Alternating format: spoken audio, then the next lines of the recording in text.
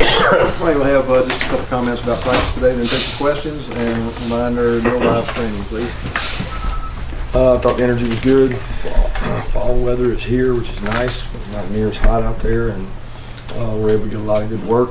We're able to get the 2s and 3s and 1s, all a lot of reps. So it was good work, and get back to work tomorrow. A little more physical tomorrow. Coach, of the players who were injured and everything, how many of who all you expect back for the game against Florida?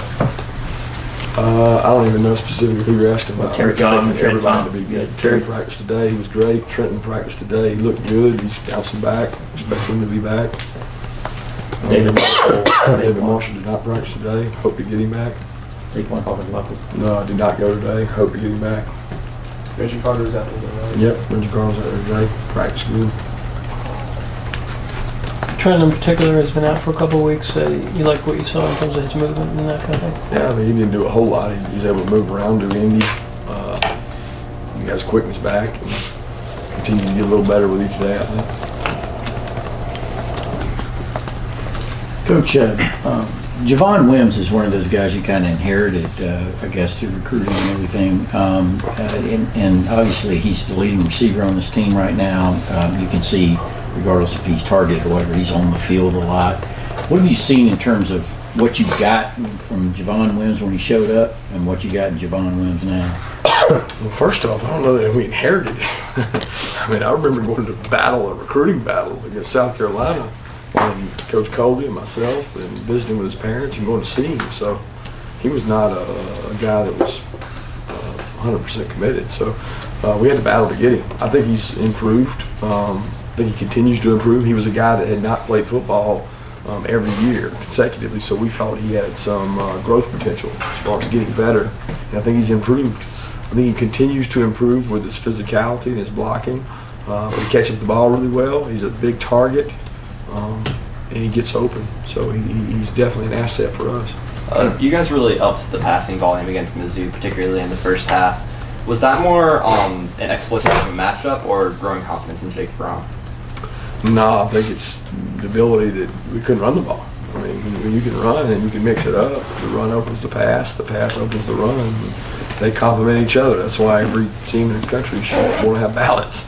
If you're good at just one, it usually doesn't work out for you. Go look at the stats of the teams that lead the country in passing. They're not always the guys on top. And the teams that just lead the country in rushing, they're not always on top. So you want to have balance, and sometimes it's hard to do one before the other. Back to Javon for a second. It seems like a bunch of his catches have come on those kind of 50-50 balls, particularly his 2 touchdowns, at least on those kind of jump balls. Aside from obvious height, what makes him so good at those receptions?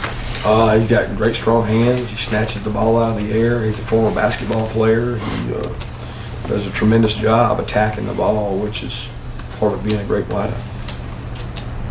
Kirby, what was your first impression of Davin Bellamy? Did he ever really come across your radar while you were at Alabama? Yeah, we had him in camp. I knew Davin.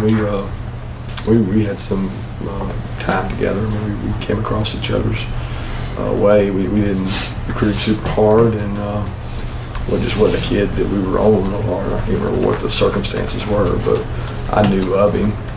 But that's really it. In your first news conference here, you spoke of changing the culture. At that time, did you have any kind of timeline in your mind as to what kind of project that would be and how long it would take to implement what you wanted? Yeah, I don't know that there's ever a timeline for that, and I don't know that you ever achieve it, to be honest with you, because your culture is always changing. I mean, to me, the culture you create is created by the seniors and the leaders on the team, and that's shaped by every team, and every team's different. So we obviously want to be an effort, toughness, discipline team, and I think each year that team takes on its own personality. Some years it has more effort, some years it has more toughness, some years it has more discipline. But you do that each and every year independent of the previous. Coach, after the game Saturday, you said that this was kind of a work week for you guys rather than calling it a bye week. I mean, how do you kind of find that balance between getting your players that rest and recovery and then being intense in your practice periods? Well, I look at the recovery part as Sunday and Monday, which they had 2 days off. I look at Friday, Saturday, Sunday, it's 3 days off. So that's 5 days off in a 7-day window or 8-day window. We're going to go to work Tuesday, Wednesday, Thursday. There's no recovery Tuesday, Wednesday, Thursday. We're working. And we're working to get better. You don't get better by going out there and kind of halfway doing it. There's no secret to this whole thing. You know, the secret is there is no secret. So we have to just go to work. And that's what we're going to do tomorrow and the next day. And then they get 3 days off.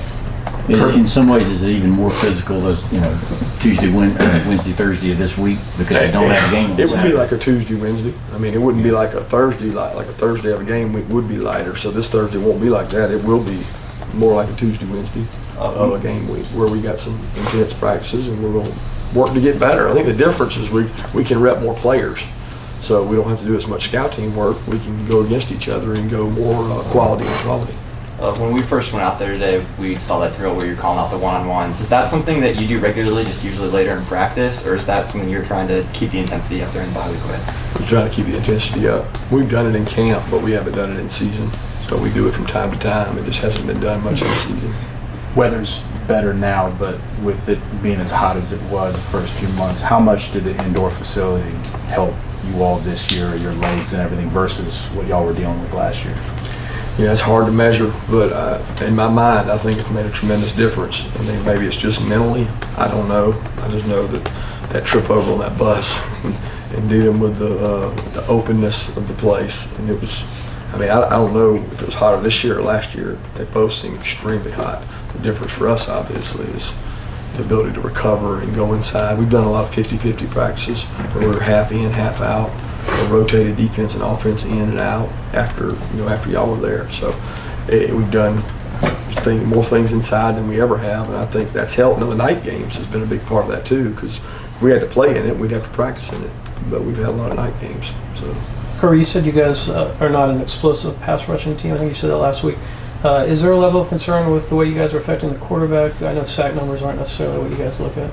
Yeah, I mean, there's always a level of concern when you don't have affect quarterback numbers. Disruption is what we look for, and we're not disrupting the quarterback enough. I don't look at just sacks. We look at batted balls. We look at pressures, hits, hurries, moving him in the pocket, and knocking balls down at DB. And we had a couple games where we made a lot of plays on the ball as DBs, but we didn't affect the quarterback enough. So, I mean, we're trying to really work hard on that this week to generate some. And it's not more pressure. It's not more blitzes. It's just rush guys and win. How are you tackling the personnel preparation for Florida? I guess there's maybe 9 question marks in terms of what could be in there too deep. Do you just ignore, just go with what you've seen, you anticipate? To be honest with you, I ain't even thought about it. We're not even thinking about Florida. I really don't even know what you're talking about, to be honest with you. I'm worried about our team for these 2 days, and we'll get to work on Florida probably Thursday and focus on them. Then we're working on our team. We got to get us better. We got a lot we can get better at, and that's the focus right now. I'm not having turned my focus to Florida just yet. 2 coaches you've worked for, of course, Saban, but also Mark Richt were undefeated at this time. I know because of your relationships with players and coaches, I know, of course, you keep a close watch on Alabama, but do you have any feelings about what Mark Richt's been able to do at Miami as well? Yeah, I think Mark's done a tremendous job. I actually got to see some of the Miami game because we watched Tech some this week, so I got to see some of that game. And I think his defensive coordinator, Manny, does a tremendous job. Who's a really good defensive coordinator. They beat Tech 2 years in a row now. So, and I think Coach Richt got a rejuvenated energy and done a good job down there. They're playing really hard, they're recruiting well, and he's always done a tremendous job. How has Davin really evolved as a player that you've seen the last 2 years and been with him? Davin's grown up. I think he's become a more vocal leader. Just in the time we've been here, he's more confident in himself. I think early on he was overshadowed by some really good players here, and now he's out of those shadows and he's growing as a player. And he understands he's got an area to improve in himself, but he works hard each day.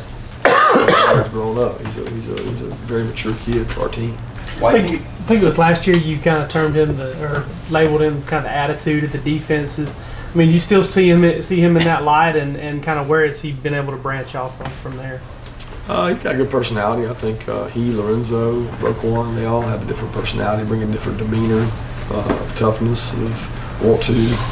Gavin's he's just a little different than those other guys. You know, he wears his feelings on his chest. He'll tell you how he thinks and what he thinks, and I appreciate him for it. I mean, he's an honest kid. I got asked by a bunch of fans. I was curious myself. At the end of the game, was there any thought of getting Jacob some reps, or why did you stick with Jacob?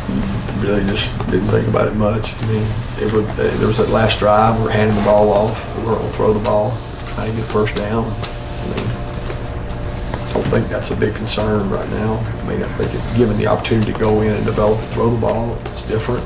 At that point, we weren't going to do that. You know, we felt like in the Vandy game we could.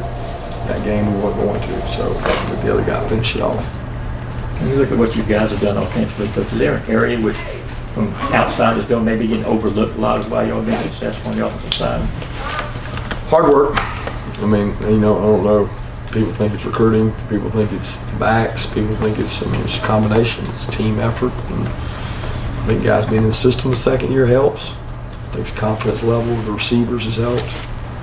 You know, I think the physicality of the receivers is one of the big differences people don't talk about, just because they're a little bigger across the board and they block a little better.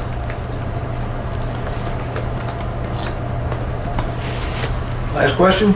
Kind of in the midst of your second year as a head coach, how do you think you developed as a head coach in your second year? I think I'm still developing a lot. Learn a lot every game.